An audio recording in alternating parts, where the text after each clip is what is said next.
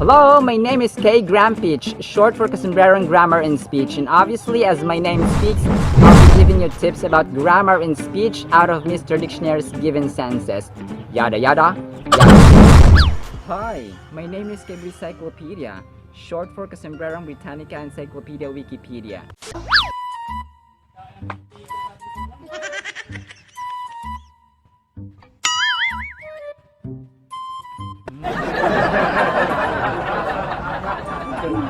While Toto is busy eating santol or cotton fruit, our vocabulary term is exiguous. Exiguous.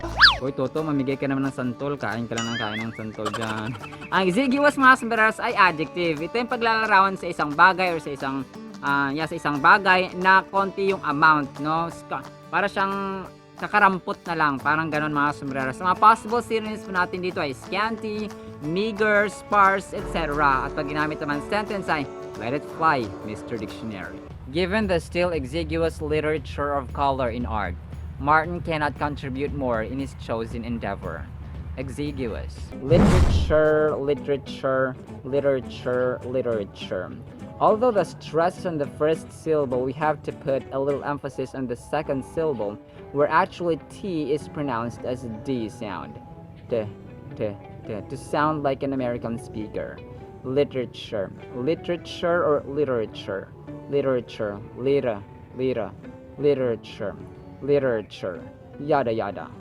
Martin, do you know Martin Cooper? Si Martin Cooper or Dr. Martin Cooper, mga sombreros, ang nag-imbento ng pinakaunang handheld phone or cellphone or mobile phone, mga sombreros, at ginawa niya ang pinakaunang call noong April 3, 1973. At hulaan niyo kung sino ang pinakaunang ginawagan.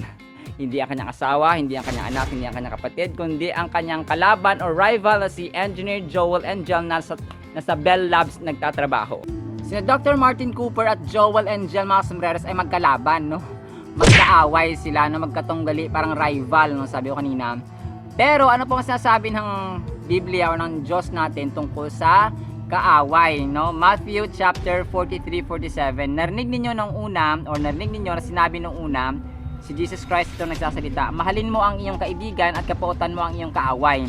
Ngunit sinasabi ko sa inyo na mahalin ninyo ang inyong mga kaaway at ipanalangin ninyo ang mga umuusig sa inyo. Mahirap, no? Pero alang-alang sa Diyos. Kung gagawin ninyo ito, magiging tunay na anak kayo ng inyong amang nasa langit, no? Sapagkat hindi lang sa mabubuting tao niya pinapasikat ang araw, kundi pati na rin sa masasama. At hindi lang ang matutuwid ang binibigyan niya ng ulan, kundi pati na rin ang mga hindi matuwid. Kung ang mamahalin lang ninyo ay ang mga nagmamahal sa inyo, anong gantimpala ang matatanggap ninyo mula sa Diyos? Hindi ba't ginagawa rin iyan ng mga naniningil ng buwis na ituturing na masama? At kung ang binabati lang ninyo ay ang mga kaibigan ninyo, anong ginawa ninyo na nakahigit sa kanila o nakakahigit sa iba? Hindi ba't ginagawa rin iyan ng mga taong hindi kumikilala sa Diyos? No? Gusto kong sabihin dito ng Panginoon, mga sombreros, yung pag-ibig natin ay hindi nakabase sa circumstances or sa ugali ng tao. Talagang nakakatest ng patience, nakakatest ng love. Yung mga taong hindi naman kamahal-mahal, yung kaaway mo, yung kaibigan mo kunwari, no? O yung kapatid mo kunwari, yung nanay mo kunwari, yung anak mo kunwari, o yung mga tao sa paligid mo na napaka-bitter, no? Talagang mahirap po, pero ang standard ng level or standard o ang level ng pag-ibig ng Diyos sa atin ay labis-labis din. Kung kaya mahirap mahalin ang kaaway, oo. Pero alang-alang sa Panginoon na namatay sa atin sa krus ay gagawin po natin. Kung kaya, let's read, love, and obey what's in the Holy Bible. Kanin mula sa palay, may scientific name na Oryza sativa. Alam nyo ba na ang bansang Myanmar na may dating pangalang Burma na may capital city na Naypyidaw ay minsan na rin tinawag na Rice Bowl of Asia dahil sa sobrang daming palay nito na napuproduce kada taon. Muli po, ito po si Casumbrerang Dennis, aka Kuya Kim 2.0. Sabayan nyo kami ang buhay ay masalalang nagsisiyang lalang naging love at patuloy sa pag-asa. Muli po, maraming salamat po mga sombreros sa mga sumasama sa learning, sa wisdom, sa knowledge. Maraming salamat po at see you sa next segment. Bye-bye!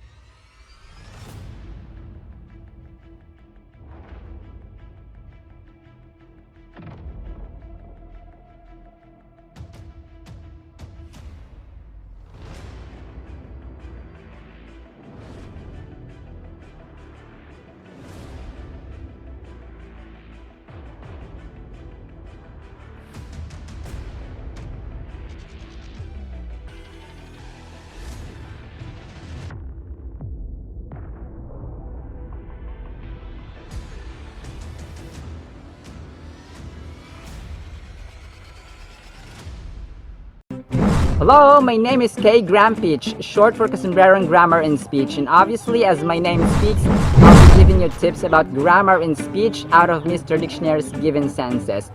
Yada yada, yada. Hi, my name is Kay Encyclopedia, short for Kasumbrerong Britannica Encyclopedia Wikipedia.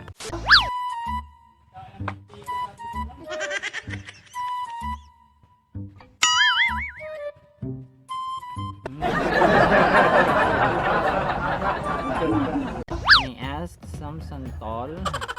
Our vocabulary term is gregarious. Gregarious. Sobrang kain ng santol, maghihilab ang tiyan ni Toto. Nakalimutan niya ng bigot. Nakakalungkot. Ang gregarious mga sombreros ay adjective. Ito po yung paglalaraw natin sa mga tao, mga tropa nating gustuhin ng mga tao, no? Gusto rin niyang makihalubilo sa mga tao at gustuhin din siya ng mga tao, no? Vice versa. Sana lahat ng tao ganun, no? Mga possible synonyms natin dito ay sociable, friendly, outgoing, etc. At magginamit naman sentence ay let it fly, Mr. Dictionary. Rudolph's dolphins are affable and gregarious, and large herds often follow his visitors. Gregarious. Often, often. How often do you pronounce often as often? Well, either of the two is actually acceptable or is used in American pronunciation. Often, often. Yada yada. Rudolf, Rudolf, Rudolf. Do you know Rudolf Diesel? Si Rudolf Diesel mga sombreros ay isang German thermal engineer na nag-imbento ng diesel gasoline. Tama po. Pero ang pagkamatay po niya ay medyo misteryoso kasi sinasabi sa conspiracy theories na itinapon siya sa dagat habang papunta siya sa UK or sa Great Britain para ibenta ang kanyang patent ng gasolina or diesel gasoline. So ayon sa mga theories mga sombreros ay itinapon si Rudolf Diesel sa dagat. Basahin po natin about sa dagat, Jeremiah 31:35. Sinabi pa ng Panginoon, ako ang nag-utos sa araw para magbigay liwanag sa maghapon at sa buwan at mga bituin na magbigay liwanag sa magdamag.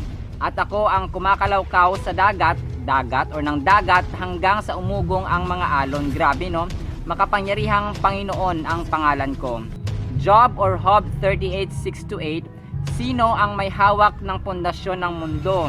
At sino ang naglagay ng pundasyon na ito habang sama-samang umaawit ang mga bituin sa umaga, nagsisigawan at nagsisigawan sa tuwa ang lahat ng anghel? Sino ang naglagay ng hangganan sa dagat nang bumulwak ito mula sa kailaliman? Psalms 107:29. Psalm 107:29, pinatigil niya o ni Lord ang malakas na hangin at kumalma ang dagat. Ang Diyos mga sombreros, no, alam naman natin na siya ang lumikha ng lahat, no? Siya ang lumikha ng dagat, ng mundo, ng kalawakan, ng universe, ng lupa, ng langit, lahat-lahat mga sombreros. So we have to magnify and praise Him and glorify Him sa lahat ng kanyang dakilang mga gawa. So let's read, love and obey what's in the Holy Bible. Alam niyo ba kung bakit mapait ang ampalaya? Mapait daw, bitter, kasi hindi nakasama doon o hindi nakasali sa bahay kubo at saka kulog. Pero hindi po. Ito po yung mga sombreros. Ito ay dahil sa bioactive compounds or meron itong bioactive compounds na tinatawag na saponins at saka terpenoids. Ang saponins at saka terpenoids mga sombreros ay may important role para rin ng pababae ng ating blood sugar. Kung kaya mainam siya para sa mga taong may diabetes mga sombreros. Muli po ito po si Kasumbrang Dennis aka Kuya Kim 2.0 nagsabi, sabayan nyo kami ang buhay ay masalanan ng giniyang lalan ng giniyang faith of love patuloy sa sasas na ating pagkasa. Muli po maraming salamat po mga sombrero sa mga sumasama sa learning, sa wisdom, sa knowledge. Maraming salamat po at see you sa next segment. Bye bye.